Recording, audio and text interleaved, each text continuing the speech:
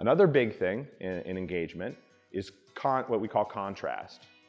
And it's the contrast between what was happening before the reward and the reward itself, right? And the bigger the contrast, the more interesting that is. So if I can move a lot. If I'm doing this the whole time, I'm moving the whole time. It's like a moving version of standing still. If you're always moving, then it's no different than standing still. There's no contrast, there's no change.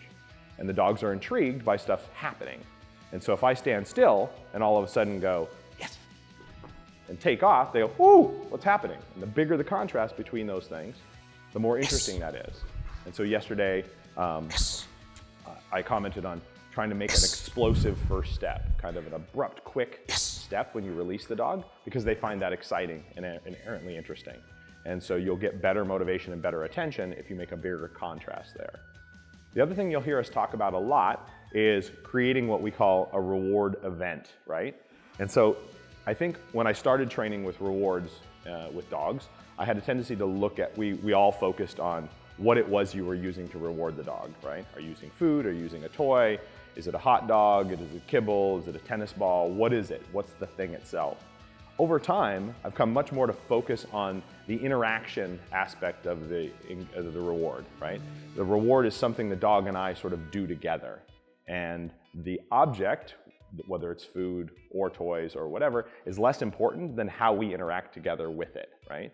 And we create these little mini events, these little mini happenings that the dog and I engage in together. And so the dog looks at me and I say yes, and I run this way and then give him a piece of food. And then I run this way and give him a piece of food. And then I run this way and give him a piece of food. That whole little sequence was one reward event. And it might last for 2 seconds, or it might last for 15 seconds as I run back and forth and have him chase him and give him 6 pieces of food, right?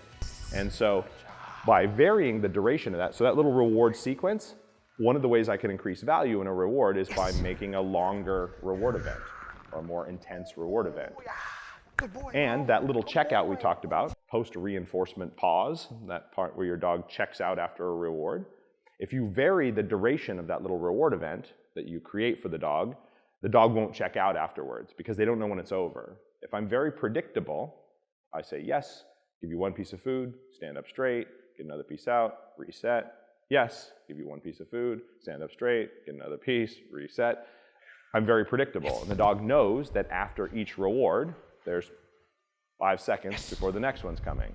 And so they take a 5-second break. But if sometimes my rewards are yes, 1 piece, stop. And other times they're yes, 1, 2, 3, 4, 5 pieces. Yes, 1, 2. Yes, 1, 2, 3, 4, 5, 6, whatever. And I vary that and I change it. So the dog doesn't know for sure when a reward event is over. I stop and they're looking at me like, is another one coming? Are we still going? And they stop checking out. So you can use that, varying the duration of the reward event, to prevent your dog from checking out after rewards, and you get better engagement. The engagement is simply holding the dog's attention and showing the skills that we want to show. Movement, yes. Making the dog make you move, yes. By staring at you, yes. Explosive moves. Varying the duration of the reward event.